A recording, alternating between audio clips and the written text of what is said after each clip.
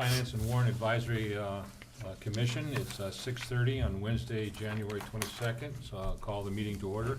We start by saying the Pledge of Allegiance, please.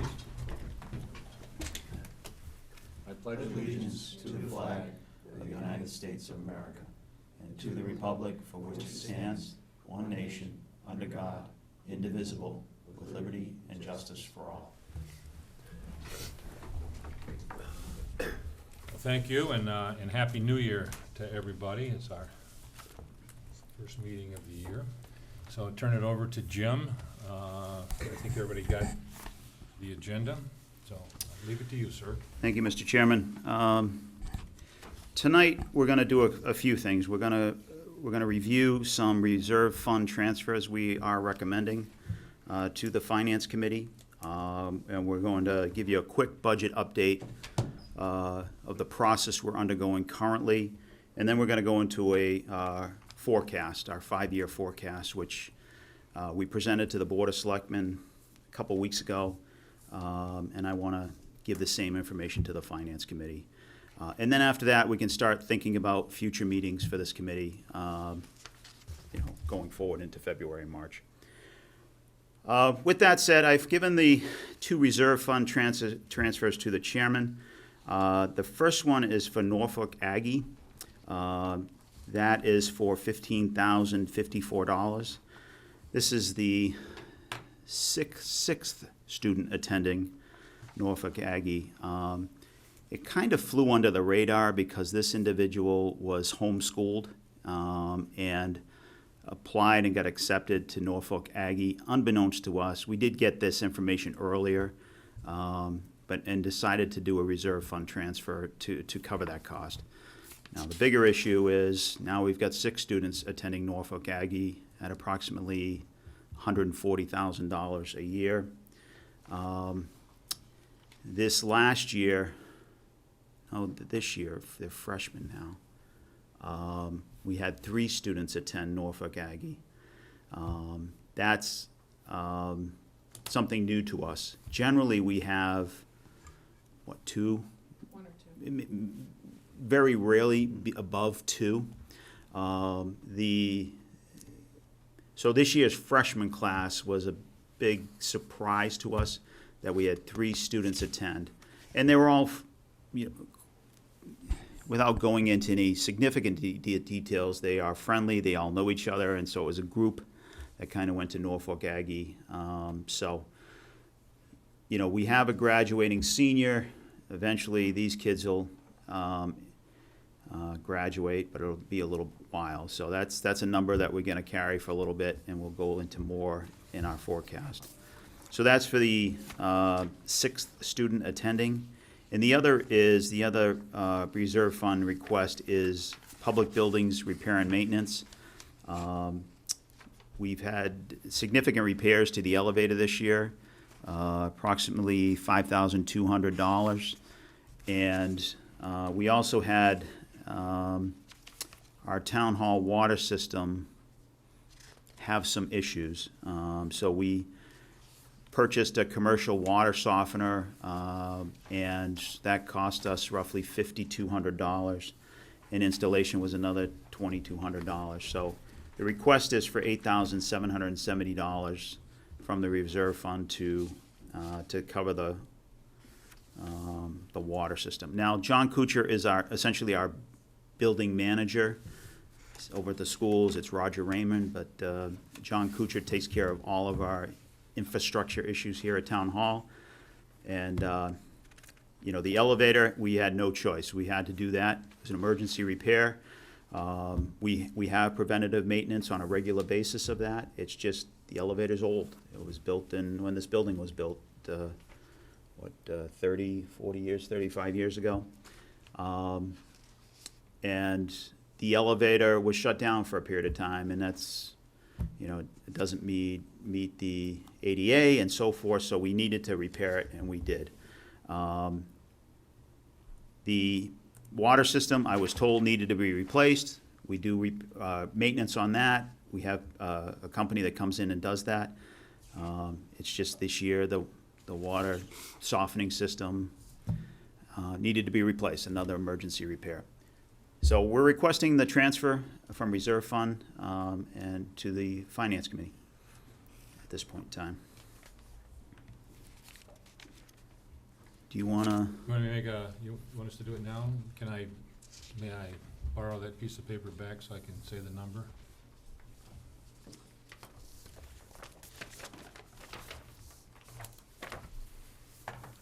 So I would entertain a motion to transfer $15,054 from the reserve fund to pay for the student going to North Fork Aggie. Motion, we move $15,054 from the reserve fund to cover the cost of the Norfolk Aggie additional student. Second. Discussion?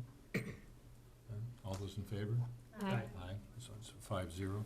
So is my signature sufficient on here, Jim? Okay, I'll sign that. And the second is to transfer $13,972.93, again from the reserve fund for unexpected repairs to for the town hall. Motion, we move $13,922.97 to cover unexpected water and elevator repairs to the town hall. Have a second? Second. Any discussion? All those in favor? Aye. Aye, so 5-0. So I'll sign these and Thank give them you. back to you, Thank Jim. you. Thank you. And if you can fill in the blanks too. Yep. Date of meeting, all that stuff, number of voting. We can do that Yep. later. The next issue is the budget update. We are well into the budget process, have been for a couple of months.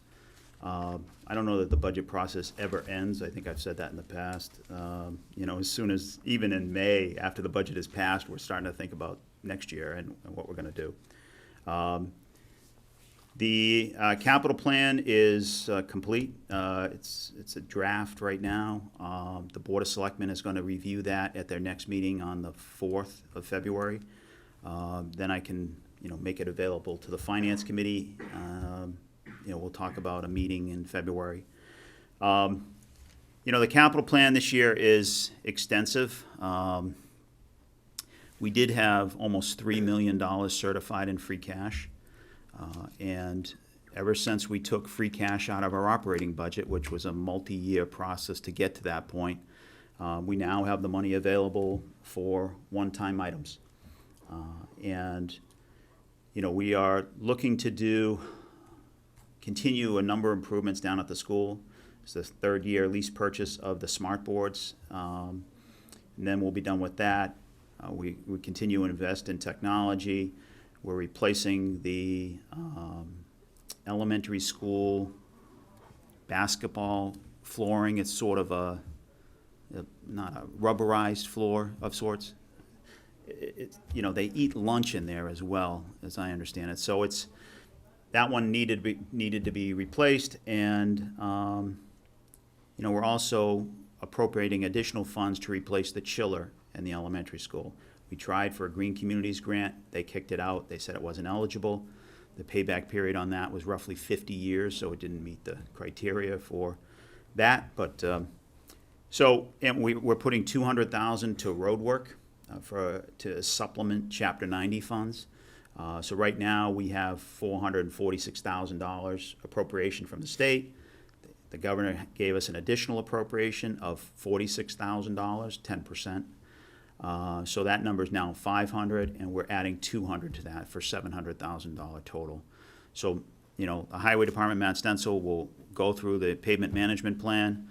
There'll be a meeting with the Board of Selectmen within the next meeting or two, and he'll go over the roads and what his criteria. This year, we've made significant progress towards the roads, largely due to the $600,000 from the Capital Stabilization Fund to pave Central Turnpike. Now, unfortunately, they weren't able to finish it up, and there's some issues that need to be resolved in the springtime. Some broken up pavement, they didn't tie it into the driveways and so forth. So I'll go more into that at the capital plan. So we still have some large unknowns with the budget. BVT, I've been told there's one fewer student attending BVT. Now we'll have to see what that increase will be. It won't be a decrease. We're forecasting approximately a 3% increase from BVT. There have been 1 or 2 years that it's been below that. Most of the years have been equal or above the 3%, so that's part of our forecasting. Healthcare, I had an IAC meeting this afternoon. It wasn't good news. We've had some large claims. Our experience, which is generally based upon the 1 or 100 number, and anything under 100 is good for the town. Anything over 100 is bad for the town. So the insurance company makes money or loses money, and the 100 is the basis. It's actually more like 90, but we won't go into that detail. So just look at the 100 number. We've had 3 months of experience where we had an experience number of 444, 176, and 130. So massive numbers. We had one claim for 1.25 million. And the good news is that's what healthcare is there for, is to take care of tragedy and some serious situations. And we wish these people well in their recovery. At the same time, there's a cost to that. And right now, Fallon is looking at a mid-teens number. So we're talking 15. That's my guess, but 14, 15, 16, without significant plan design changes. So the meeting with the IAC this afternoon, we talked about some significant plan design changes. Increasing the HSA deductible from $1,500, $3,000 to $2,000, $4,000, keeping the match at $750 and $1,500. Having the deductible in the select plan go from $500 for a single and $1,000 for a family to $1,000, $2,000. Having a deductible in a direct plan of $500 or $1,000. That is the one issue I push back on.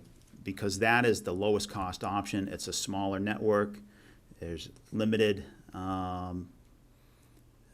providers. It's St. V's Hospital, which is a good hospital. It's not UMass.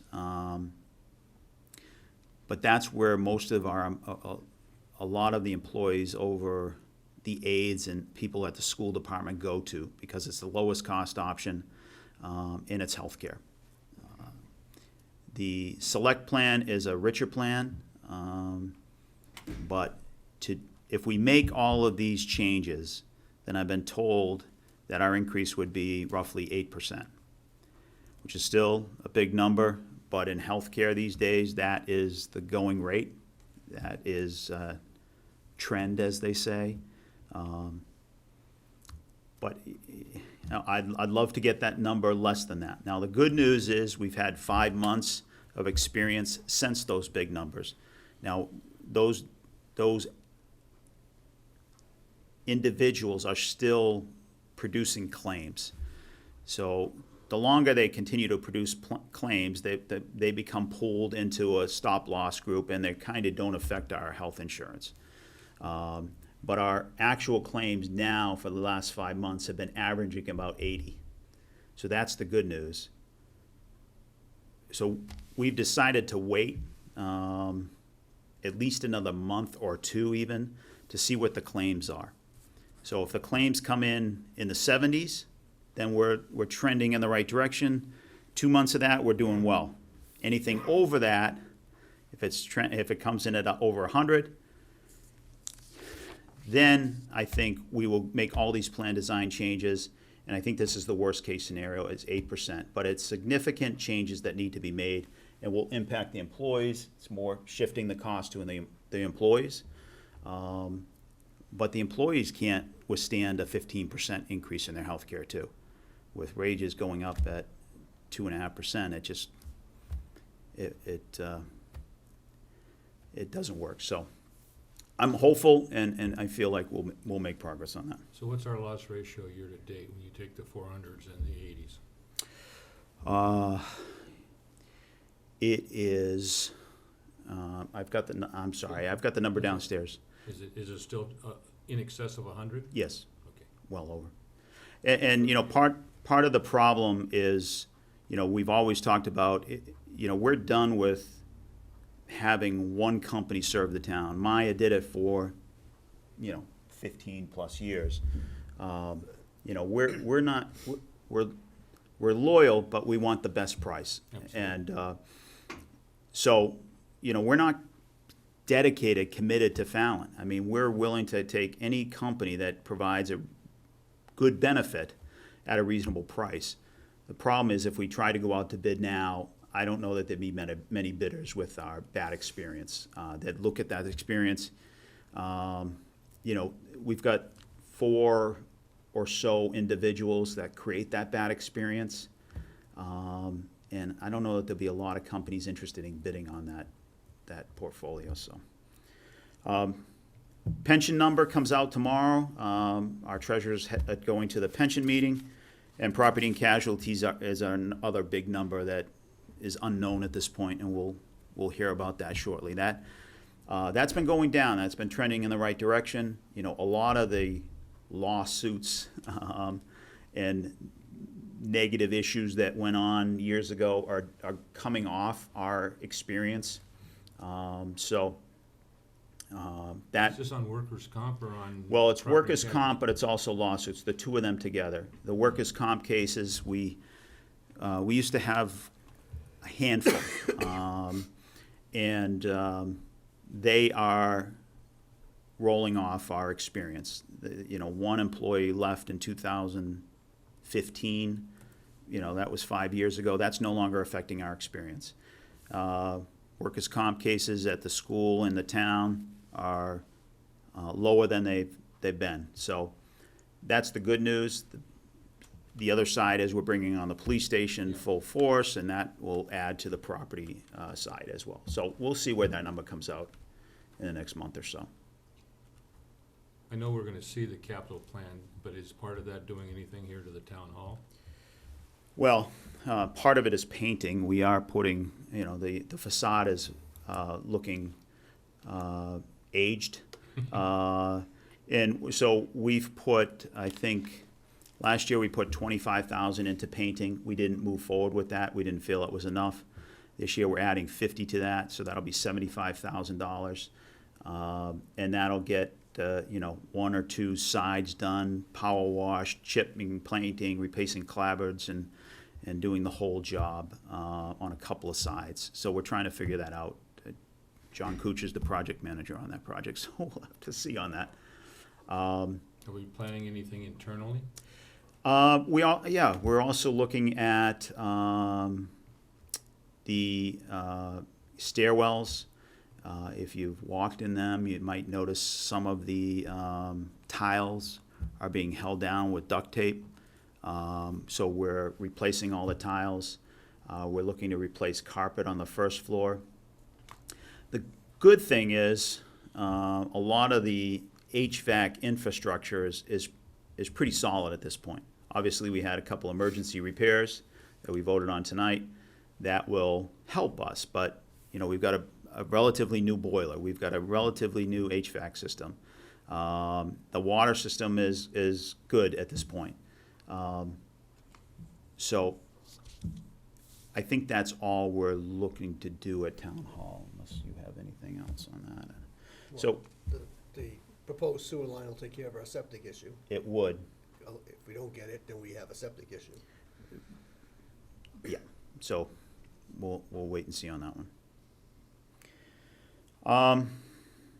So, you know,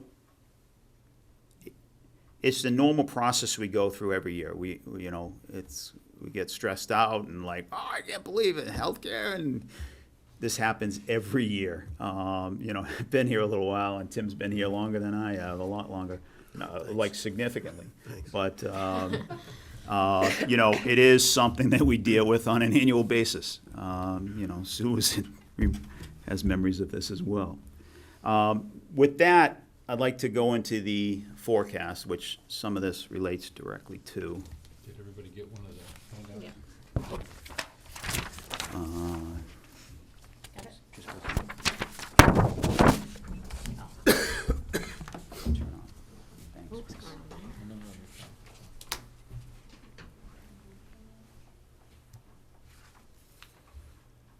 takes a minute to warm up.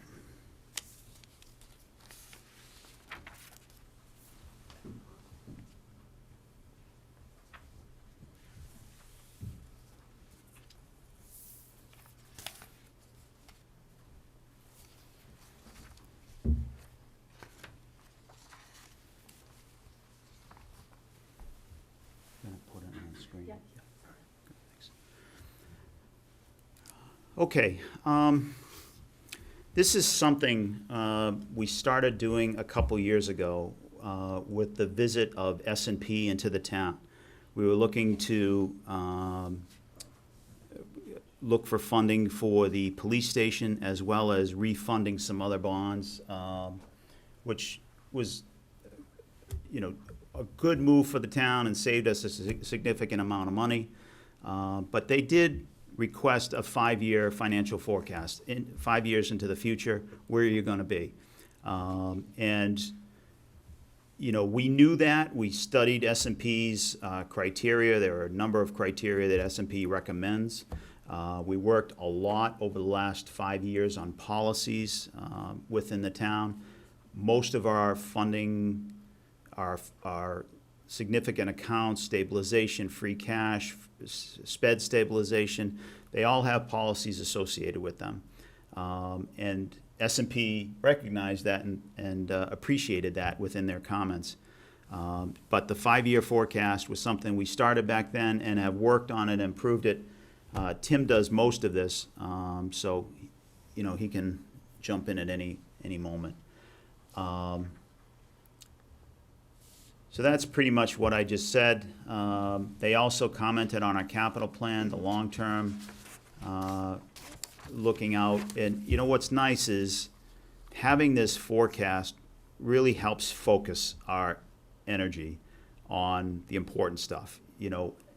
Knowing this forecast, I'm focused on getting an 8% in healthcare at least. I'd like to get less than 8%, but I know our forecast relies upon an 8%. So anything more than that, I know it's gonna hurt our future budgets. So, that forces us to look at these numbers tighter. So here are the assumptions that are built into this forecast. Payroll increases at 2.5% per year. Worcester Regional Assessment increases 10% a year. Now, we know that. They've produced a schedule for a number of years down the line. Sort of my hope, but not expectation, is tomorrow they'll surprise us with, we had a great year. S&P was up, 30%? We're going to give, I don't believe that's going to happen. I do think I do think the returns, hopefully they were good, at least strengthen the payoff period at 2035, because they've made that date. Hopefully this gives them more resources financially to meet that date. Jim, this is the pension, right? That's correct, I'm sorry. Good point. Healthcare increases at 8% per year. New growth at $150,000 per year. Now, to be fair, that's an extremely conservative number, as this board knows.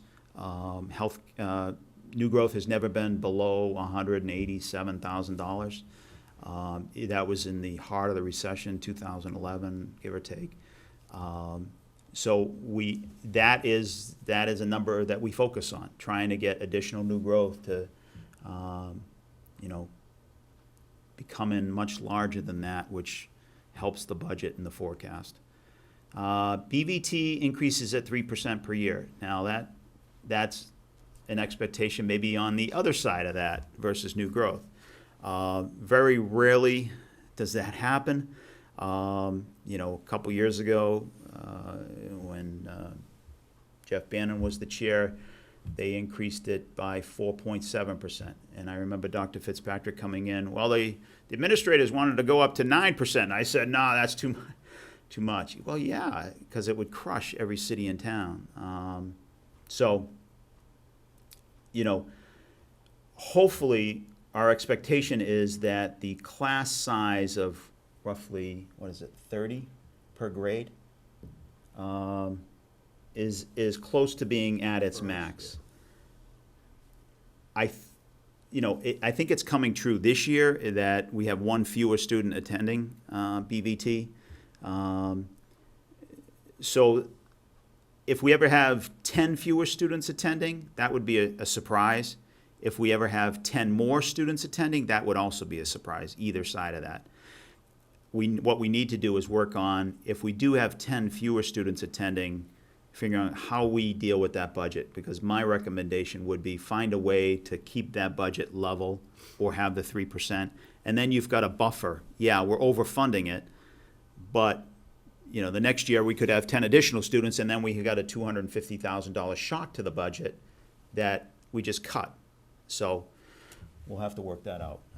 We'll discuss that. Attendance at Norfolk Aggie will decrease to 2 students per year after 2022. That is historically our experience with Norfolk Aggie School. Obviously the 3 students attending this year surprised all of us. And our hope is that goes back down to what it's been over the past number of years. So Yeah, do so you build in an inflation factor as to they must be charging more for tuition every year, right? Yeah, I think I may have increased a little bit each year, but 2022 is when the five 10th graders right now will graduate, and we're just assuming that we'll always have 2 kids, and the tuition rate will go up a little bit every year. But I didn't spell that all out in the assumption, but it's in the numbers. I understand. I'm sorry, say? I'm curious what the draw was for the three new. I think Jim said it, their friends were going there, so somebody did some recruiting. But do we know what the school offers that we're not here or BBT's not? Without getting into the personal side of this thing,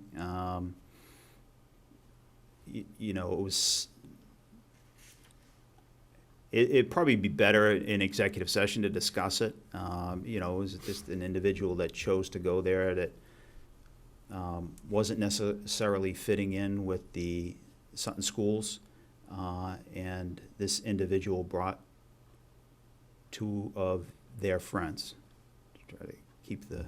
So it's less about the program offering? Yeah. Okay. Yeah, I believe Just so. wondering the risk of, do they offer something that No, I don't is think so. growing in I think it was just a fresh start and, a different school, and they chose Norfolk Aggie, so. So anyway, and then a couple of disclaimers. So here are the levy projections. I think this is instructive because if you look at it, essentially tells you how limited our revenue options are at this point in time, and they have always been limited.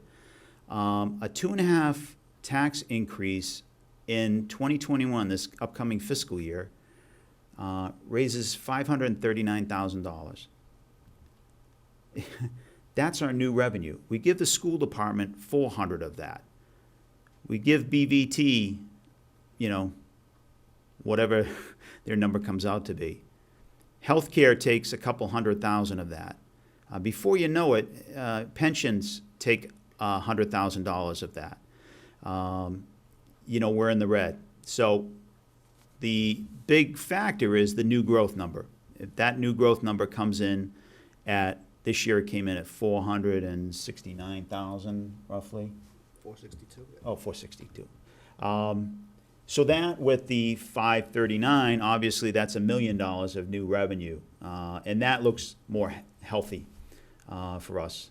And obviously that's what we're dealing with, and that's the real strain.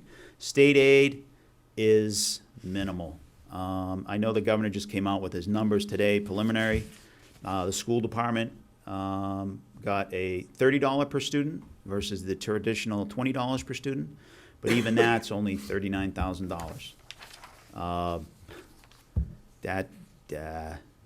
Their raises are going up $350,000 to $400,000 a year, just the cost of living adjustments and lanes and steps and so forth. So the state giving $39,000 is thank you. MMA has been pushing for $100 per student, and the majority of communities are minimum aid communities. The whole Ed Reform Act that you recently read about, and it's going to be great. Most of that money is going to cities and gateway cities and the Fall Rivers and the Hollyoaks and the Lowells and the Lawrences and the Bostons, and they are getting a big boost. But minimum aid communities, which the majority of communities in Massachusetts are getting $30 per student. So again, that's kind of the big picture on our tax revenue.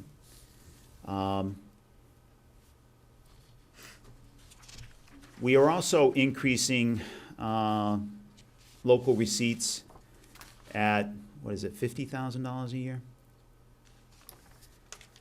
Oh, yeah, There's well. a kind of a jump in 21 and 22 because we decreased it in the final version of 2020 to get everything to balance with the new growth.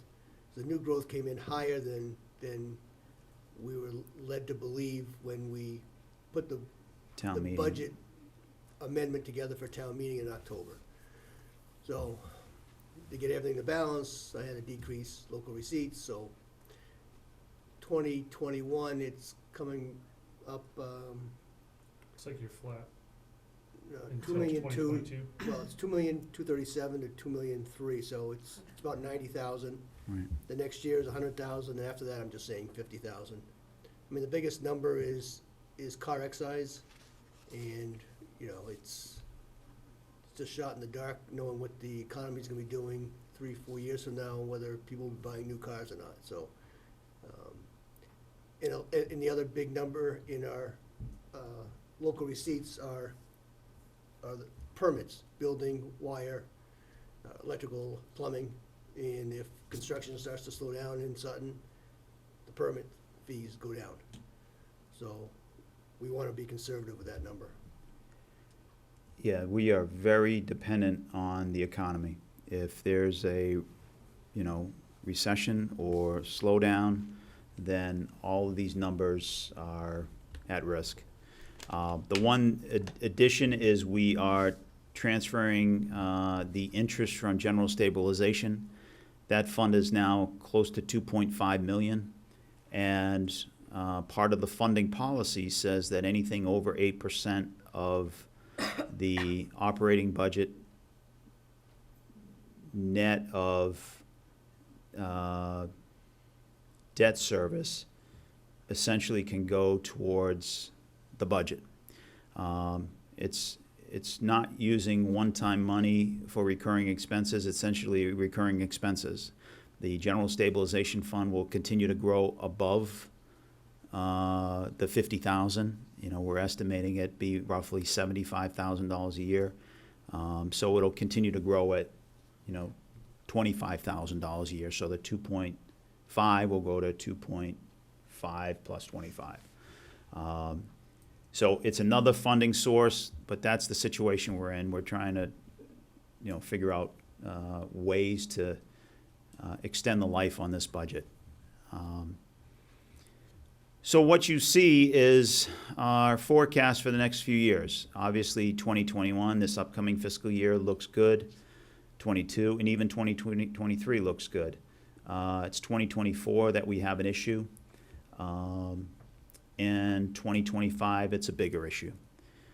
And the issue is we're just not bringing in enough revenue to keep up with our costs. We're doing everything we can to reduce our cost. The school department's looking at merging some schools. Their population is down significantly.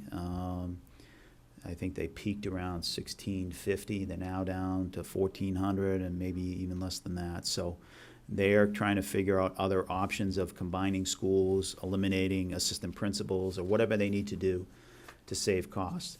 I like the idea of combining the middle school, high school a little bit. That would probably be a little bit of a deterrent for kids to go to BVT and other schools because they're part of the high school at that point. And, you know, there's not a big leap from 8th grade to 9th grade. It's, you're in the same school and you're just going down the hallway. There has been some experience that some other communities have done something similar, and they've had fewer students attend out-of-school placements. So we'll have to wait and see on that. It's not going to happen this year. It may happen next, but that's up to the school committee.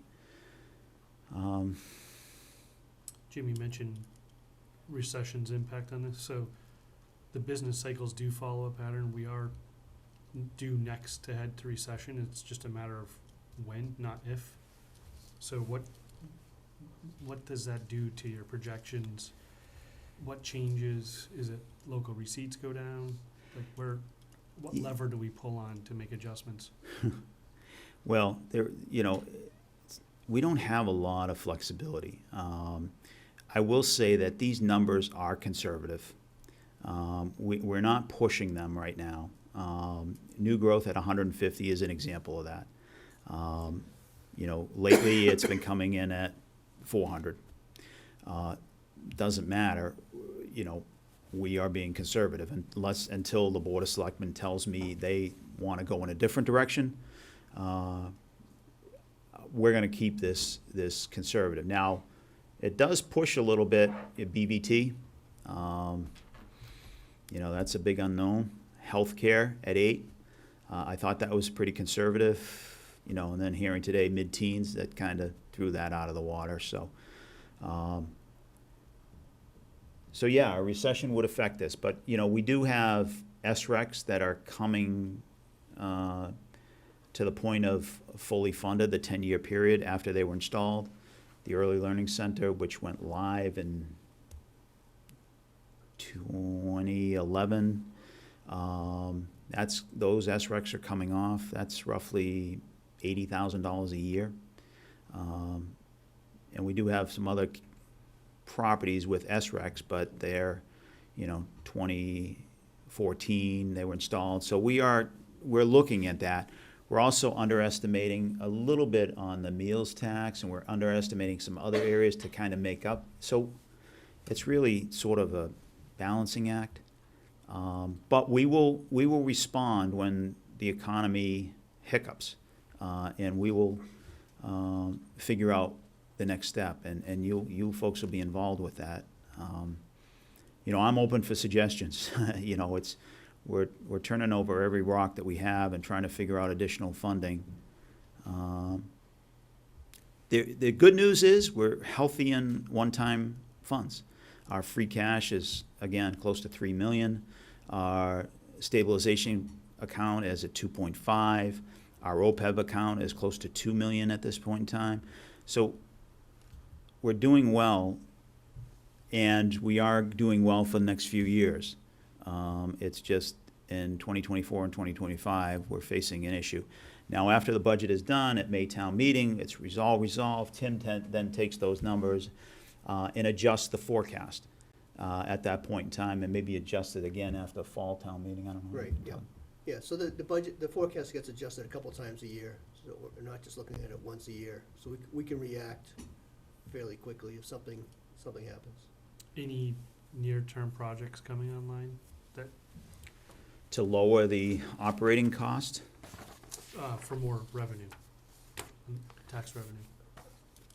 well, Makes sense. yeah, I mean, to me, the biggest input there is new growth. We have our tax base. It is what it is. The good part is Prime Metals will be opening within the next few months. They're going gangbusters, and the envelope's complete, and they are doing internal work, and my expectation is March, April timeframe. They'll have a grand opening. So we Right don't- behind them is IBA. Yeah, so we don't get any increase for a while in their tax revenue, but we're counting on the incidentals. The meals tax, you know, all those things, visiting the stores, restaurants. Hopefully our meals tax will get a real big boost once that's open. And our hope is that with that, and I do think that'll be helpful, IBA, right after Prime Meadows, because they're developing in the next lot, year one, we're gonna get $50,000 in excise tax from them. And IBA is a consistent, I mean, even during recessions, they run the same number of vehicles and everything else to farm country. And that builds our budget. Even though the TIFs were fairly aggressive on the commercial side for the private sector, I do think is a benefit to having two great companies in this town for a long period of time. They'll be here long after the TIF is expired, is my opinion. What else was I gonna say? Residential, the one on Armsby. Right, that's another big one on new growth, is Wedgewood Development. They're proposing an over 55 development at Armsby Road. They are close to being done with the permitting, and Randy Waterman, who's the developer, he'll have somebody else actually do the building. He faced a lawsuit from John Burns, and that lawsuit was dismissed, and Randy Waterman can now go ahead and start his project and complete it. So that will bring in significant new growth. It'll also bring in, you know, that, what is it, 86 or 92 units they're proposing, over 55. It'll also bring in new customers that want to go to restaurants or stores and so forth, and that may generate some interest in the Galaxy Plaza or the old Stop and Shop Plaza, so to speak, for potential restaurant locations. And our expectation is that will take place. Now, obviously, if 2007 occurs again and the developers go belly up and all this stuff is up in the air, and then we have to make decisions. I don't ever want to go through what we went through back in 2008 through 2012. It was just a very painful process, but. Any more, I'd like to continue on that. Even though that the zoning wasn't approved, on those parcels further down 146, there was some thought about maybe whoever these companies were being able to refigure their buildings. Is that still in the works? I'm not asking you who they are, but are you still hopeful? I am hopeful. Now, what will need to happen is, we've had some meetings with the developers or the attorneys, and I do believe with some slight modifications at town meeting that they will be able to locate there. The real challenge is crossing town lines. That's where you need the multi-town commercial district that was proposed at Fall Town Meeting. Now, that was a relatively small town meeting. I don't know how many people attended, roughly maybe less than 100 anyway. But we're proposing it at, or coming up probably at a May town meeting. And hopefully we have the companies that will be developing there. And my understanding is they're significant companies. They're large, Fortune 500 type companies. We should know the names of those companies. We should know how many jobs they're bringing into the town. We should know what the economic benefit to the town would be. Right now, they're kind of out there in the cloud, and just some companies. Well, we can't talk about the names. I wouldn't, I can understand why it went down. The other thing is that site is these businesses are going to locate well off of Oakhurst Road. They won't be abutting Oakhurst Road and the neighbors that live on, Jared Lane, 150, 200 feet from Oakhurst Road will see the buildings. And I don't believe that's the case. I think they're further down. They're almost abut exit 4 or on-ramp 4 of 146. So there'll be, my understanding is much less neighborhood impact than was perceived. And so we need to do a better job at that, I understand. But I understand the town as well, that not approving, companies that they knew nothing about. They didn't know anything about the economic development. They didn't know anything about the jobs that were going to be created. They knew nothing about it. I understand that. So hopefully. You made mention to the sewer project, and so I think everybody here owns a home, so, we got this flyer, which I happen to think was a very good thing to do, and I applaud whoever thought this up and stuffed it in there so that people could think about it, Yeah. irrespective of what if you want it done or not, at least it is something, so my hat's off to you and the Thank you. selectmen or whomever. Thank you. Well, just to comment on that project, it took a life of its own. And people were saying it's going to go down Singletary to Tuttle, it's going to be serving some high-profile city residents, and that was never the idea. The idea right now is to go straight from the villas to the school. The issue right now is the school wastewater treatment plant, the gray water system, everything else, as well as the failed septic system we have here at Town Hall. Those are the two primary drivers, but it's really about the schools. Because renovation of that existing system would, right now, the estimates are over $1 million. We'll have to take the roof off the existing treatment plant and replace the entire system. And 20 years from now, we may face the same situation.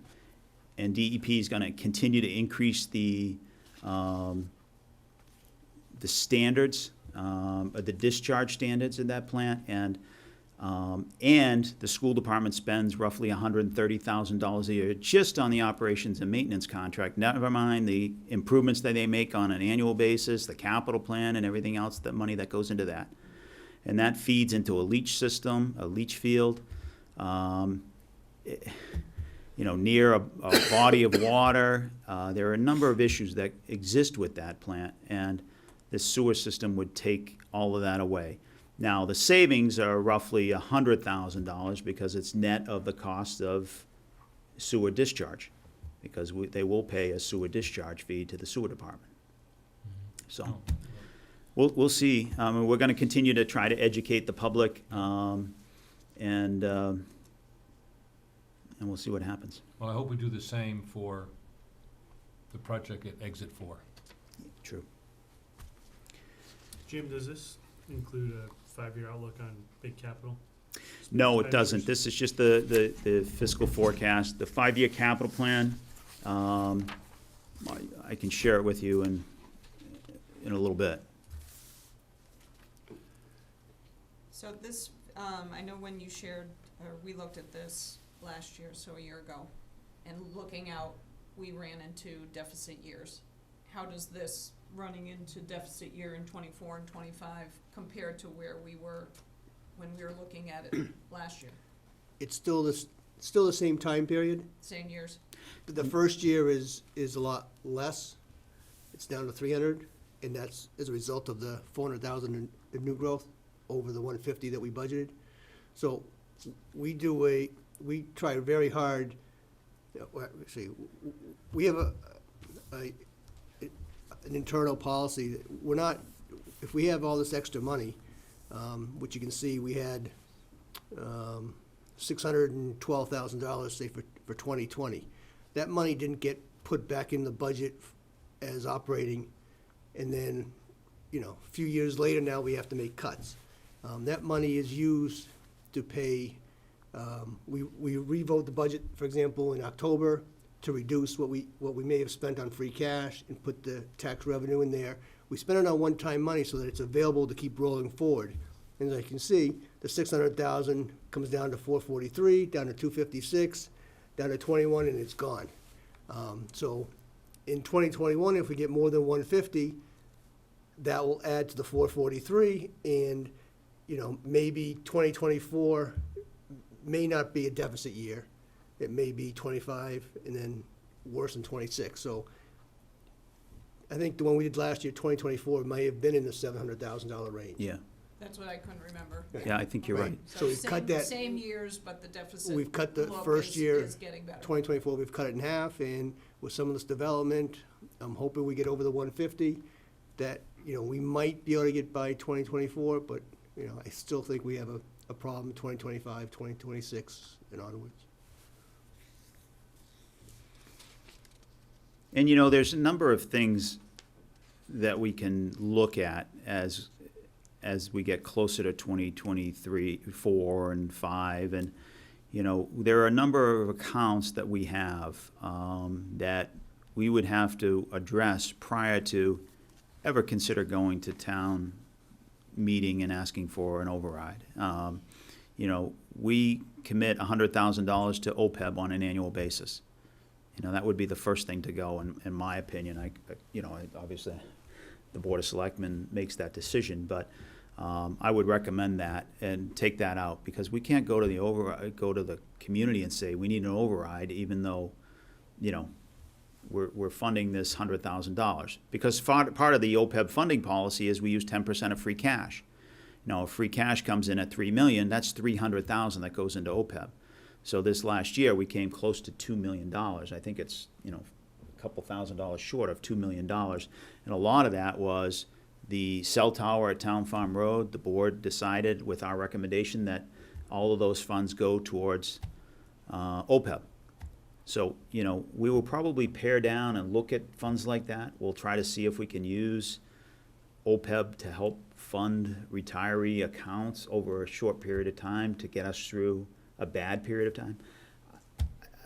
I don't know, just some ideas that we'll be looking at, but. You mentioned the school enrollment is dropped. Yeah. Do they have multi-year outlook as well on headcount? And is there even a way to forecast that, given it's a significant portion of our budget? Well, it's not just Sutton schools. The state of Massachusetts is realizing a population decline and a school-age children decline. Most of the communities like ours in this area are facing the same situation.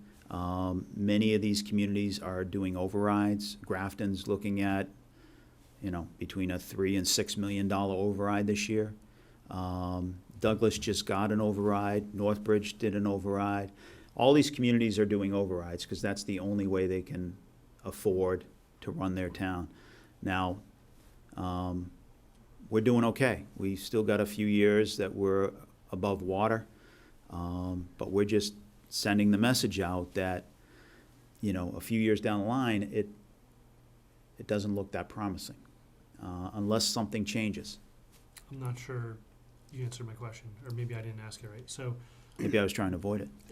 or you were trying to avoid it, and I'm not letting you. So, if the state is seeing a decline, we're seeing it locally already, is there any way to forecast where that decline sort of bottoms out, settles in?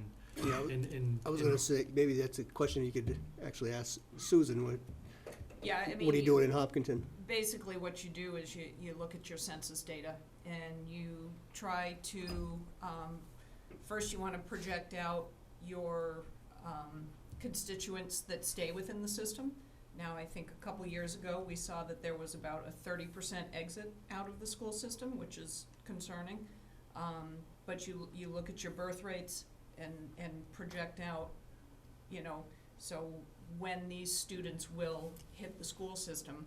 I know a couple years ago, we looked at it and, it was pretty significant, the enrollment drop based on just the birth rates coming from the census, so you can tell, yeah.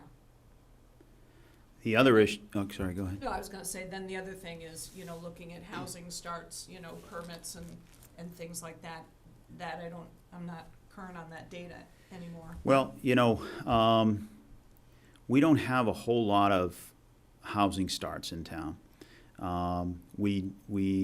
This Wedgewood development is all over 55. We won't get many school kids from that. We have had a couple of attempts at 40B projects. And that's still out there. We're vulnerable to a 40B project. Our affordable housing rate is 1.5%.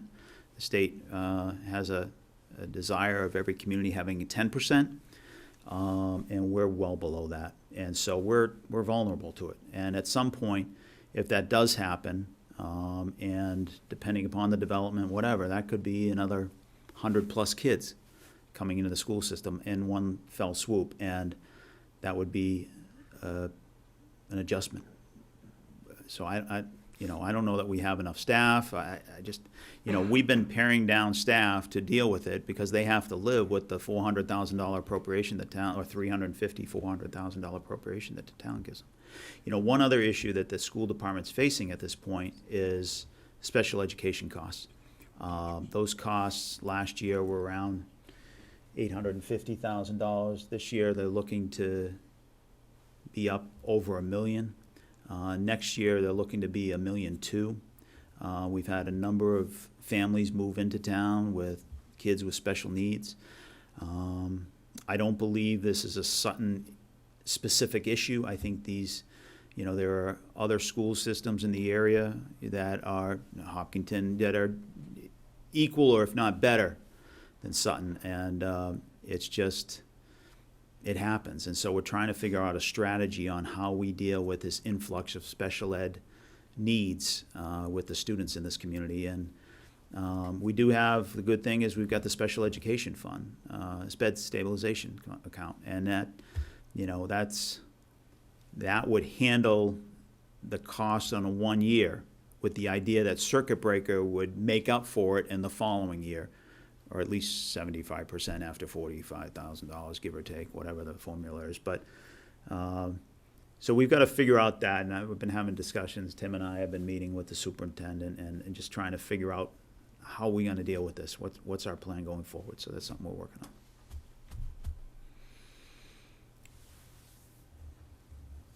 Any other questions?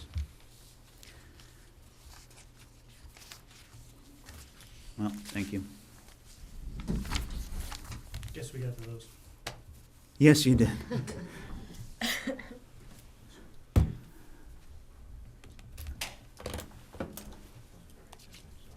Morning.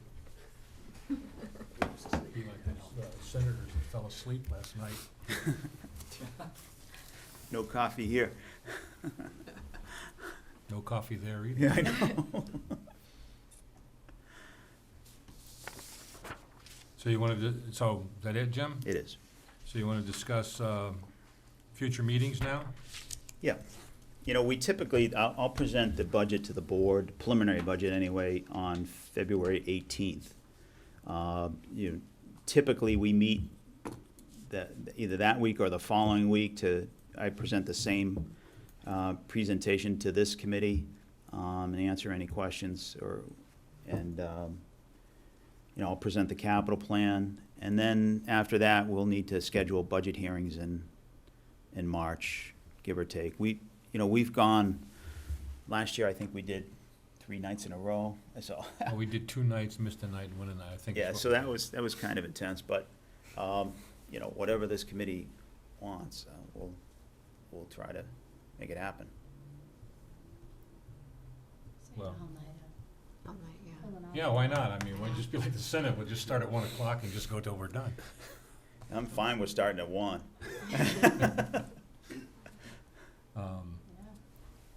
So how are you the Tuesday after the 18th? So that's what, 25th.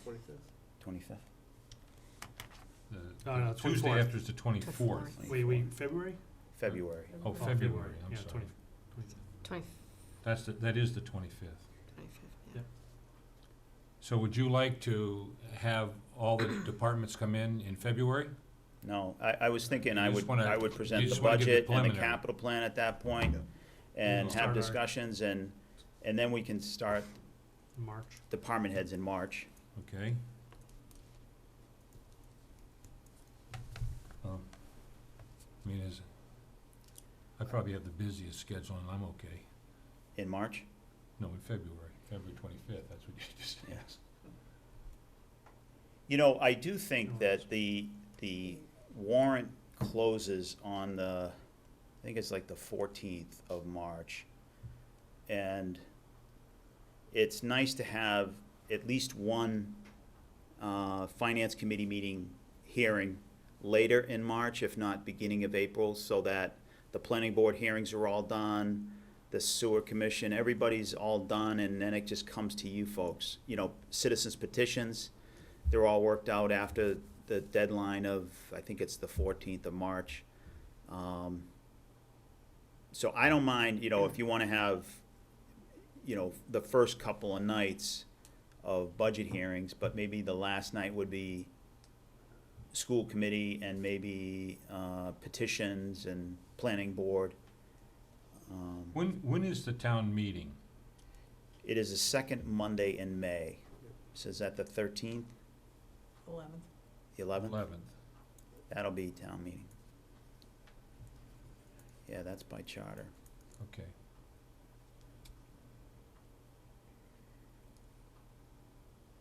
So throw out some dates, Jim. I mean, we can, I should have brought my, So you said the 14th is when, So the 25th is a definite, right? February 25th? for Yeah, February preliminary 25th. budget review with Jim? We're traveling that day, but I think we're fly home before then. I think we fly in the afternoon. so. Is that a school vacation? No, it's the No, week it's before, after. but we just fly in. We have a couple days extra. Who allows that? It doesn't fly next year. Or are you with them? No, I'm saying it doesn't fly next year. So, Junior high. we were just Middle school. looking at the calendar, and what do you folks feel about March 18th, March 25th, and April 1st? They're subsequent weeks on a Wednesday. Wait, Hang on. you say, March oh yeah, Wednesday, yep. 18th, and then what did you say, 19th? The 18th, the 25th, and April 1st. April Fool's Day we'll deal with school committee, and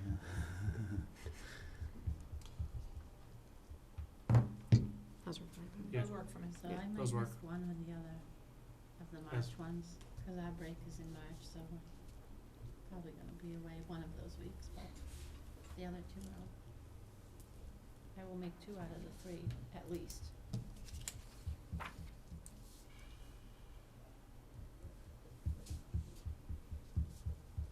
Mr. Chairman, Yeah, no, you know, I told you I'm the busiest one here, you know, because I'm retired. So I. yeah, are you around? So you can travel I'm trying more. to figure if Are I'm you back, around? if I'm back. So 18, 25, and 1, is that what you're saying? yes. Okay. I don't have a problem with that. I just have the question, Jim, is it easy, why are we doing it, why are we Spreading it? spreading it so much? You wanna do 2 and then go to like 18 and 19 and then April 1st? I mean, I'm trying to make life easy on you and. Well, and- you know, that, I have a board meeting on the 17th, and I'll have finance committee on the 18th, and finance committee on the 19th. Okay, That's fine, you know, because then I get that all out of the way, and then I just have the meeting on the 1st to worry about, so I don't mind doing that. we've usually tried to do these, you know, Subsequent nights, subsequent nights, because there's just greater continuity to it, and that's you fine. get it done, and it That'd work for also, me. it helps you, so I'm, That would work for me, the 17th, 18th, 19th, how are you folks? or, you know, or do 25th, it that last 26th. week, the 20, you know, 24, 25, 26, whatever you wanna do, I don't care. When's the? Liz, when is your When break? are you leaving, Liz? We have a 2-week break, but if we book them all in a row, I'll go the other week.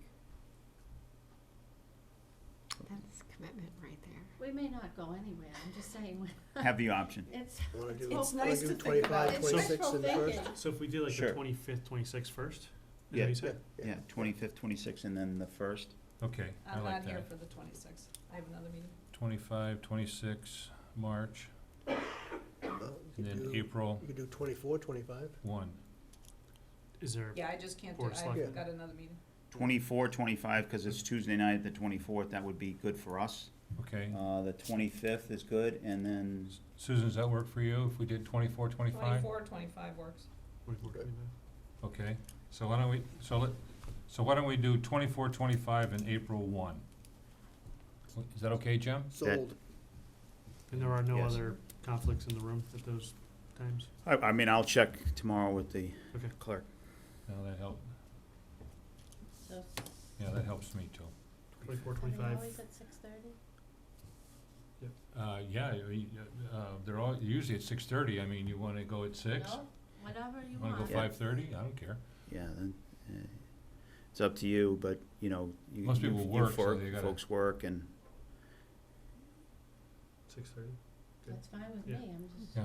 yeah, the only conflict would be Thursday night with the zoning board in here, and then, we're not doing a Thursday, so that works. Wednesday night, the conservation's down the hall. Okay. So. we'll Okay, confirm that so- tomorrow. Good. February 25th, and then 25. March 24th, 25th, and April 1. And then 5/11 will be a town meeting. Okay. All right. Great. Well, thank you for your patience. Thank you. Motion to adjourn. or- Just on, we had some minutes, but I went back and saw who was here, and we don't have a quorum of who was here to approve the minutes, so we'll hold those to another time. Is there any old business or new business for anyone? Entertain a motion to, Motion to adjourn. Second. all those in favor? Aye. Aye.